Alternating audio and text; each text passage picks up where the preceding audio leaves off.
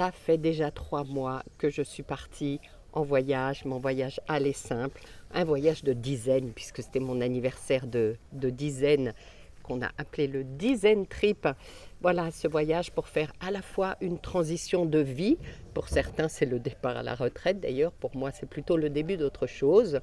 Mais donc, une transition de vie, c'est-à-dire pour moi, laisser derrière moi la maladie, le cancer, il y a 7 ans, et mon épreuve de vie qui m'a embarquée avec, de vie personnelle, et puis pour délivrer aussi le projet professionnel sur lequel je travaille depuis des mois.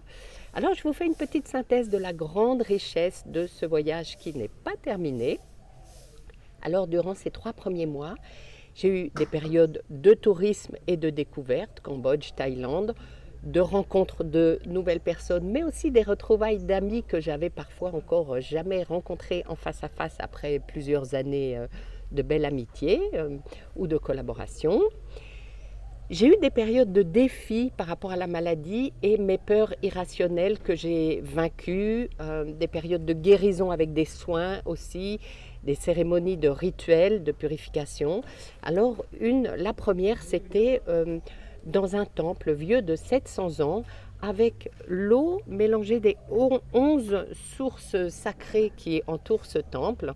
C'était la retraite de Nelly Grosjean au Keramas, où j'avais d'ailleurs déjà fait la retraite de Mika à la rencontre de soi. Il y a 2 ans, c'était un magique souvenir, c'est pour ça que je suis là de retour à Bali sur février-mars. D'ailleurs, je crois que Mika prépare une nouvelle retraite pour l'automne, c'est bien tentant, mais voilà, on ne peut pas voyager tout le temps, on verra ça. Donc cette cérémonie avec le petit groupe, vraiment purification à l'eau du temple sacré, et alors après on a toujours un petit bracelet des 3 couleurs, des 3 divinités bénies avec les prières. Donc ça c'est la cérémonie à l'eau, et ça c'est la cérémonie du feu à Geniotra que j'avais fait précédemment. Donc cette séance de purification avec le groupe, et puis une autre séance avec des offrandes, purification à l'eau de mer, donc des offrandes à la mer. Et là, c'est avec les Mankou et la population, c'est-à-dire c'est ouvert à tous, donc un mélange de balinais, essentiellement des balinais d'ailleurs, et quelques occidentaux, dont nous. Donc purification à l'eau de mer et à l'eau de coco. J'ai eu aussi une séance de guérison individuelle avec ces mêmes Mankou et purification à l'eau de coco. Alors la petite coco verte, c'est pour le corps et pour les chakras, et la petite coco jaune orangé, c'est pour l'âme et l'esprit. J'ai reçu des bénédictions, j'ai reçu un alignement intérieur, et notamment revenir davantage dans son corps et couper le conseil du Mankou. Couper la connexion après la méditation, c'est-à-dire il me dit power off, quoi, pour ne pas se vider de l'énergie, il faut couper et revenir, voilà, revenir dans ses chakras, ou en tout cas à l'intérieur de soi. J'ai eu une séance vraiment intéressante de guérison à Ubud avec de l'énergie haute fréquence. Ça, c'est encore une des sessions de la retraite de Nelly Grosjean. Merci Nelly pour ces belles rencontres et découvertes. Moi, je suis toujours très curieuse de nouvelles possibilités de traitement et de soins. Et donc, je l'ai axé sur mes séquelles des traitements du cancer. J'ai adoré la séance. Certains ont dit, oh là là, ça fait mal, genre décharge électrique. Et alors, j'ai adoré. Je ferai une vidéo spéciale sur ça. Et ça a l'air de fonctionner sur le fait de retrouver des sensations normales sur des parties du corps qui avaient été endommagées peut-être avec la chirurgie. Voilà, donc ça c'est en bonne évolution. J'ai fait aussi des séances d'activation de Kundalini et de sonothérapie, son et lumière à Pyramid of Chi. C'est sur des matelas d'eau, donc pour une meilleure conduction des vibrations. J'ai une vidéo sur ma chaîne, une interview sur la sonothérapie, mais là c'est sur des matelas d'eau, donc l'eau qui est un conducteur. Et comme on est aussi majoritairement beaucoup composé de liquide, alors ça fait une résonance de vibration assez géniale. Et donc avec la lumière, c'est un peu comme les séances de Dream Machine que je propose. il faudra que je parle de la Dream Machine, qui est de la luminothérapie en quelque sorte. Enfin, on part en hypnose, on part sur un voyage, et c'est ce qui se passe avec ce soin son et lumière. Donc ça, c'est la partie évolution et transformation. Et puis il y avait ces guérisons intérieures qui restaient à faire avec mes peurs irrationnelles. Alors on a tous des peurs irrationnelles et en fait elles nous empêchent de vivre pleinement. Et moi je veux déployer ma plus belle destinée sans limite, sans contrainte. D'ailleurs les contraintes, ça fait partie des consciences énormes ici, à quel point nous on vit dans des contraintes, des interdictions, des obligations depuis notre naissance, des conditionnements. Donc ça, c'est une prise de conscience intéressante. Et donc, parmi mes défis, alors après l'escalade que j'ai réalisée en février, dont j'ai fait une vidéo à Clip and Climb, il y avait aussi mettre la tête sous l'eau, que j'ai dépassé avec le snorkeling. Je n'ai pas d'explication, mais mettre la tête sous l'eau, l'eau qui rentre dans mes oreilles, etc., c'est vraiment quelque chose pour moi qui était assez insupportable. Et donc la belle récompense, c'est la rencontre avec les poissons, mais qui sont là tout proches comme ça, là. Les poissons, la belle grosse tortue, c'était magnifique. Et donc il me restait après ça peaufiner la notion du vertige. Donc vertige plus eau, canyoning, sauter 5 mètres, la tête sous l'eau. Ouh là là.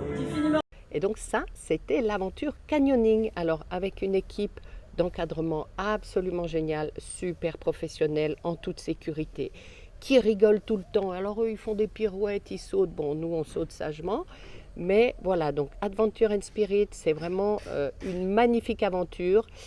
Et en plus faite avec des amis, alors chacun avec ses propres défis. J'étais la seule grand-mère quand même, hein. Il y avait des parents, des enfants, j'étais la seule grand-mère. Et j'ai pu passer tous les obstacles ou les challenges, et ceux que j'avais bien fermement l'intention de faire d'ailleurs, donc y compris ceux où, au lieu de sauter dans l'eau de 5 mètres hein, quand même, on peut faire autrement. En arrière, attention, ça glisse. Voilà.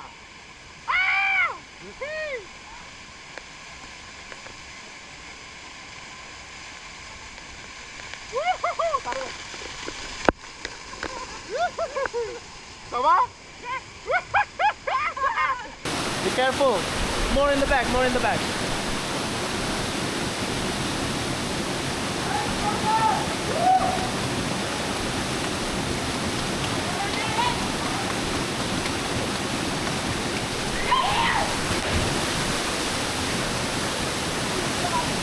Okay.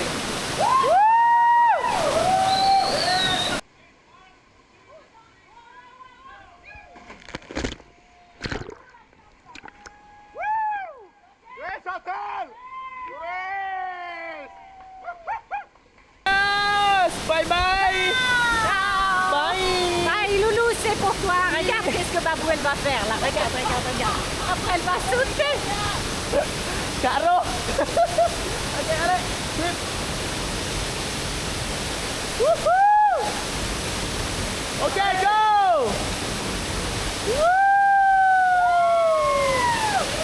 Donc j'ai sauté et j'étais contente d'avoir fait mon premier saut à Clip and Climb Bali.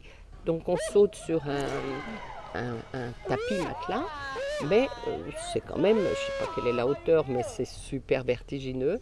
Et donc j'avais déjà démystifié cette appréhension du vide et j'avais déjà pu imprimer en moi cette notion de chute libre. Donc voilà, ça j'étais contente de l'avoir fait en préparation de ce canyoning que j'avais fermement l'intention de faire et de dépasser. Et alors là, la récompense, c'est vraiment se sentir seul et fragile, même si en toute sécurité, dans ces immenses canyons et la puissance de la nature, les 3 premiers règnes, minéral, végétal, animal, et cette puissance de l'eau pour rincer, pour nettoyer, pour éliminer tout ce qui ne me sert plus, ce que j'avais l'intention de faire, et tout ce qu'on traîne avec soi finalement sans raison. Et donc avec tout ça, toutes ces expériences, vraiment ce qui favorise grandement l'évolution et la transformation, c'est à la fois le temps et la distance. En 3 mois, j'ai accompli un nombre de choses impressionnants, à mes yeux en tout cas, hein, parce que c'était mon intention et que je me suis donné cette possibilité, en lâchant prise sur beaucoup de choses aussi, parce qu'il ne faut pas croire que tout lâcher, partir comme ça, c'est uniquement une vie de rêve, hein. Il y a aussi des challenges, des lâcher prises à faire, sur l'endroit que tu as réservé qui n'est pas forcément comme tu le croyais, où tu peux avoir des travaux, du bruit alors que tu avais besoin de tranquillité pour travailler, on t'avait promis que c'était très calme, ou alors pas le moindre bureau, pas de table, pas une table, une chaise pour pouvoir s'installer et travailler, ou alors tu es empêché pour toute autre raison, y compris climatique. C'est un peu le grand ménage ici parce qu'il y a une réservation de tout l'endroit qui est absolument magnifique et pour un anniversaire pour 2 jours. Donc c'est un petit peu dans l'agitation du grand nettoyage ici. Tiens, c'est intéressant ce grand nettoyage en même temps. Donc voilà, tout ça c'est ok, tout c'est lâcher prise, y compris voilà, d'avoir des perturbations comme ça. Tout ça sont des lâcher-prises qui font partie de l'évolution. Et tout ce qui incommode, qui bouscule, qui dérange, c'est une invitation à aller explorer ce sujet, ce concept en soi, à l'intérieur de soi. Ce qui est le plus frappant, quand tu voyages comme ça, tu changes de pays, tu changes de culture, quand tu t'éloignes du monde occidental, c'est à quel point on peut vivre parfaitement bien, heureux, etc. Ils ont des sourires, mais tous ils sont souriants. Tu croises quelqu'un en moto, il te sourit, quoi, tous. Donc à quel point on peut vivre parfaitement bien, avec beaucoup moins que nos références, hein, ce que nous on a l'habitude, et y compris moins de règles, moins de contraintes, moins d'obligations, parce que en Occident,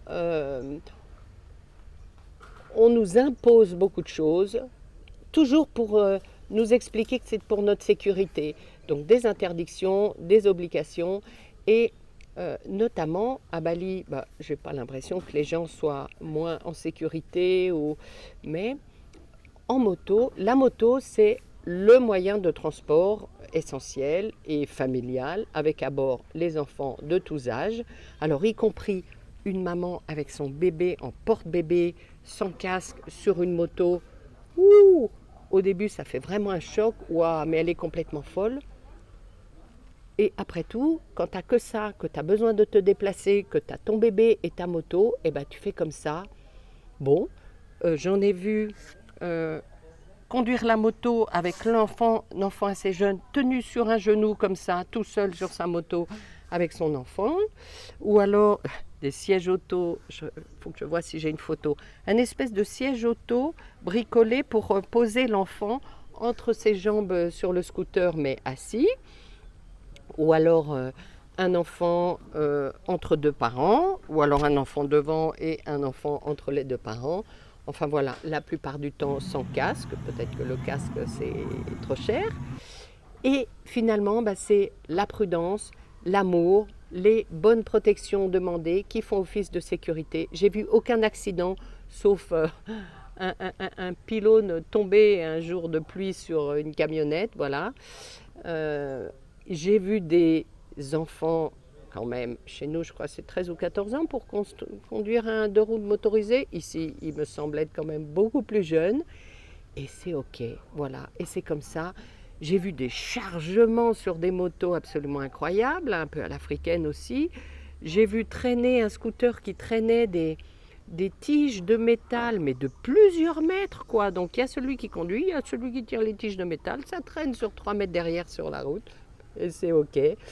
Voilà. Donc, et les gens me semblent ici globalement heureux, souriants, épanouis quoi qu'il arrive. La joie de vivre, elle est présente partout. Le sourire, il est sur tous les visages. Il suffit de regarder une personne en face, dans les yeux, et elle répond avec un sourire merveilleux. un petit geste de salutation, un mot gentil. Toujours la curiosité de savoir d'où tu viens pour te dire un mot dans ta langue. Voilà, donc leurs sourires sont vraiment des cadeaux, des belles vibrations, c'est de la guérison, c'est du baume au cœur. Et donc, le sourire, comme je le dis à la fin de chacune de mes vidéos, je te dis, souris, regarde comme ça fait du bien à l'intérieur. Et ici, c'est la démonstration tous les jours. Et je pense que tu peux essayer ça tous les matins. Souris-toi devant le miroir. Souris-toi en disant merci pour toutes les choses que tu as, tous les petits bonheurs que tu as. Voilà, apprendre, ça fait travailler beaucoup les muscles du visage. Ça donne plus de lumière. Donc voilà pour un petit bilan en cours de voyage. Je continue mon périple. Je suis à peu près, je dirais, aux 2/3 d'avancement dans la phase de mon projet en cours. J'ai beaucoup de satisfaction à tout faire moi-même, à continuer de créer en réalisant, etc. Donc voilà, d'autres nouvelles à suivre et des nouvelles plus en détail de certaines expériences, notamment la high frequency, énergie haute fréquence, massage à l'huile avec genre décharge électrique, intéressant, très intéressant et très agréable en ce qui me concerne. Merci Nelly pour cette découverte.